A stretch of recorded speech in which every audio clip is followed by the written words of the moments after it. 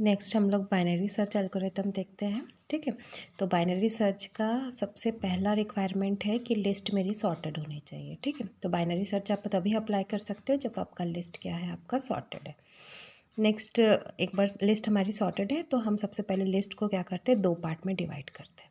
दो पार्ट में डिवाइड करते हैं और एक मिड एलिमेंट निकालते हैं। ठीक है, तो इनिशियली मैं ये एक्स जो है मेरा एलिमेंट है जिसको सर्च करना है, ए है मेरा एरे। ठीक है, और मिनिमम यानी आपका सबसे लोएस्ट इंडेक्स और मैक्स यानी आपका हाईएस्ट। ठीक है, तो सपोज़ मेरे पास यहाँ पे जैसे ये लिस्ट है तो मिनिमम अभी आप मान के चलो 1 है और हाईएस्ट कितना है मेरा 5 है। ठीक है, फिर हम लो में मिन असाइन कर देते हैं और हाई में मैक्स, यानी इसमें मेरा 1 आ जाएगा और इसमें मेरा कितना आ जाएगा 5। ठीक है, तो जब मेरा लो जो है हाई से लेस या इक्वल है उस केस में आप मिड निकालो। ठीक है, तो लो प्लस हाई बाई 2। सो अगर आपका, अब देखो ये जो मिड निकाला, ठीक है, यहाँ ये जो मिड निकाला, तो इस मिड निकालने के बाद मेरे पास 3 स्टेटमेंट है। ठीक है, अगर मेरा जो आइटम मैं जिसको खोज रही हूँ वो मिड ही है तो रिटर्न कर दो मिड कि ये मुझे मिल गया मेरा एलिमेंट। ठीक है, एल्स तो इफ़ होगा, या फिर नेक्स्ट क्या होगा, एल्स अगर मेरा जो एलिमेंट है वो लेस है मिड से, तो अब मैं क्या करूँगी, लेफ़्ट वाले साइड में सर्च करूँगी, मिड के लेफ़्ट में मैं सर्चिंग करूँगी अब मेरा।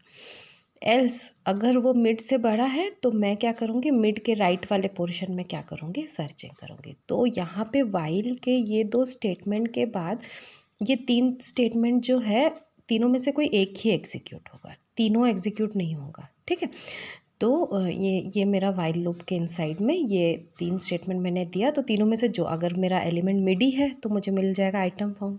अगर वो लेस देन मिड है तो मैं फिर से बाइनरी सर्च को कॉल करूँगी और मैं लेफ़्ट हैंड साइड में सर्च करूँगी, और अगर मेरा वो ग्रेटर है मिड से तो अब मैं क्या करूँगी, राइट हैंड साइड में सर्चिंग करूँगी, फिर से मैं बाइनरी सर्च को कॉल करूँगी। तो अगर आप ध्यान से देखिए यहाँ पे रिकर्शन यूज़ हुआ है, तो ये जो एल्गोरिदम है किस टाइप का है, रिकर्सिव एल्गोरिदम है। ठीक है, और रिकर्सिव एल्गोरिदम को जनरली सॉल्व करने के लिए हम दोनों यूज़ कर सकते हैं, सब्स्टिट्यूशन मेथड भी यूज़ कर सकते हैं, मास्टर मेथड भी यूज़ कर सकते हैं। ठीक है, तो सबसे पहले तो इसका इक्वेशन ऑब्टेन करते हैं। तो देखो यहाँ पे मैंने ना फर्स्ट स्टेटमेंट असाइनमेंट है तो इसको एक कांस्टेंट C1 दे दिया।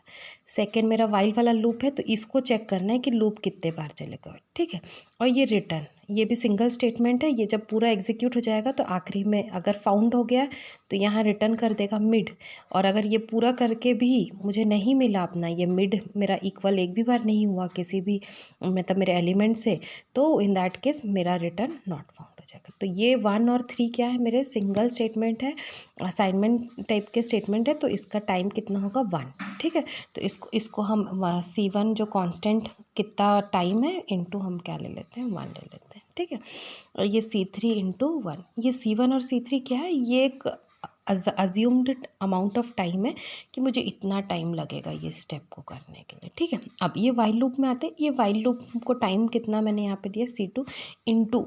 ठीक है, अब ये कितना बार एग्जीक्यूट होगा, तो अब यहाँ ध्यान से देखो ये वाला डायग्राम। ठीक है, तो यहाँ पे ये लिस्ट है, यहाँ पे मैं सपोज़ मैं 57 को सर्च कर रही हूँ। ठीक है, तो सबसे पहले मैं लिस्ट को 2 पार्ट में ब्रेक करूँगी, तो मुझे मिड क्या मिलेगा यहाँ पे 23, तो मिड मुझे क्या मिला 23। ठीक है ना, 23 से लेस वाले पोर्शन जाने की ज़रूरत नहीं क्योंकि 57 मेरा क्या है, ग्रेटर देन 23 है। तो फिर मैं ये रिकर्सिव करके इस एरे के साथ मैंने फिर से स्टार्ट करूँगी, इस एरे के साथ फिर स्टार्ट करूँगी। तो अब देखो यहाँ पे 2 ही एलिमेंट है, इसको डिवाइड करोगे 2 से तो आप इसको भी मिड ले सकते हो, इसको भी मिड ले सकते हो, आपके ऊपर है। मैंने 34 को मिड ले लिया, क्योंकि मैंने 34 का मिड ले लिया है तो अब मैं 34 के इधर तो कुछ है नहीं, और मेरा जो एलिमेंट है 57 वो 34 से बड़ा है, तो 34 के राइट साइड में अब मैं क्या करूँगी, सर्चिंग करूँगी, तो मैं इधर आ जाऊँगी। ठीक है, तो इनिशियली मैं n एलिमेंट्स के साथ बढ़ी, फिर नेक्स्ट स्टेप में मुझे कितने एलिमेंट्स मिलेंगे n/2, फिर और आगे बढ़ूँगी तो कितना मिलेगा n/4। तो ये ट्री मेरा इस तरीके से बढ़ते जाएगा। अब अगर ये आगे ये लिस्ट मेरी बड़ी होती तो n/4 की जगह नेक्स्ट मुझे लेवल मिलता n/8। ठीक है, तो जितने एलिमेंट्स है, ये 5 एलिमेंट के लिए मेरा डेप्थ कितना हो गया, यहाँ पे अगर आप देखोगे ट्री का डेप्थ कितना हो गया 2।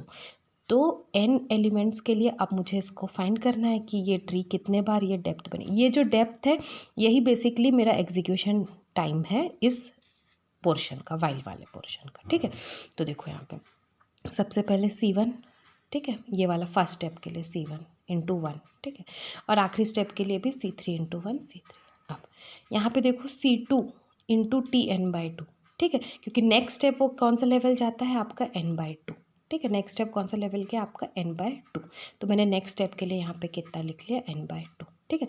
अब ये देखो ये जो C है C1 और C3 है, मैंने प्लस करके कितना ले लिया इसको C, और ये जो C2 है इसको मैं C2 ही कर देती हूँ, ठीक है। ये जो C2 है n/2, ये C2 को आप लेके भी चलो तो भी आप सॉल्व कर सकते हो अपने प्रॉब्लम को, अगर नहीं भी लोगे तो सॉल्व कर सकते हैं। मैं अभी अज्यूम करके कि C2 कितना है, वहाँ पे 1 है, तो मैं इसको लिख दी हूँ C प्लस TN/2। यहाँ से C2 हटा के मैं C2 को भी मान के चल रही हूँ, ये मेरा कॉन्स्टेंट कितना है 1 है। ये कुछ भी हो सकता है कॉन्स्टेंट वैल्यू, इसलिए मैं इसको यहाँ से अभी रिमूव कर रही हूँ ताकि मुझे सॉल्व करते टाइम आसानी हो, ठीक है। तो अब ये मुझे मिल गया TN equal to C plus TN/2, ठीक है। अब यहाँ पे आते हैं, तो अब यहाँ पे देखो ये फॉर्मेट मिल गया TN। अब मैं इसको सॉल्व कर रही हूँ सब्स्टिट्यूशन मेथड से, आप लोग मास्टर मेथड से सॉल्व करके एक बार चेक करना इसको, ठीक है। तो यहाँ पे देखो TN equal to TN/2 plus C है, ठीक है। तो अब फर्स्ट केस में मैं n को n/2 करके इसी में सब्स्टिट्यूट करूँगी, तो मुझे n की जगह पे मैं क्या कर रही हूँ n/2 रिप्लेस कर रही हूँ, तो n/2, तो ये कितना हो गया n/4 प्लस C।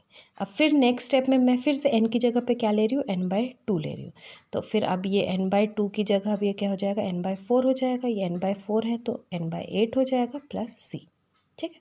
अब सब्स्टिट्यूशन चालू करेंगे, तो सबसे पहले मैं 3 को 2 में डालूंगी, तो 3 को 2 में डाली तो देखो ये TN/2, n/4 की जगह मैं क्या लिखूँगी TN/8 प्लस क्या है यहाँ पे C, और एक C किसका n/2 का है, तो ये कितना हो जाएगा 2C हो जाएगा, ठीक है।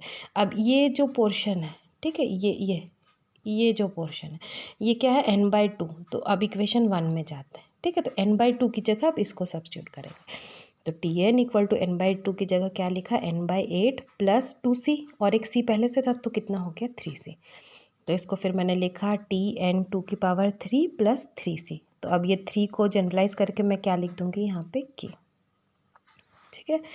अब ये वाले पोर्शन को 1 करना है, तभी तो T1 की वैल्यू जो हमारी क्या होती है 1 होती है, क्योंकि 1 आपका 1 ये बताता है कि आपके लिस्ट में एक ही एलिमेंट है, तो उसको सर्च करने के लिए टाइम यूनिट कितना लगेगा 1 ही लगेगा, तो यहाँ पे इसको मैं क्या कर लूँगी 1 कर दूँगी, ठीक है। तो ये T1 हो गया मेरा। अब ये n इक्वल टू 1 इंटू 2 की पावर के ये हो गया, लॉग लगाई तो log n इक्वल टू, ठीक है, log 2 की पावर k, तो k इक्वल टू क्या मिल जाएगा आपको log n।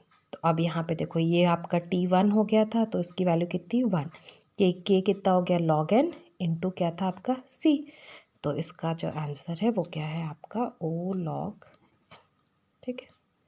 सो ये इसका आंसर है, आप लोग ठीक है इसको सॉल्व करके देखिए, ठीक है।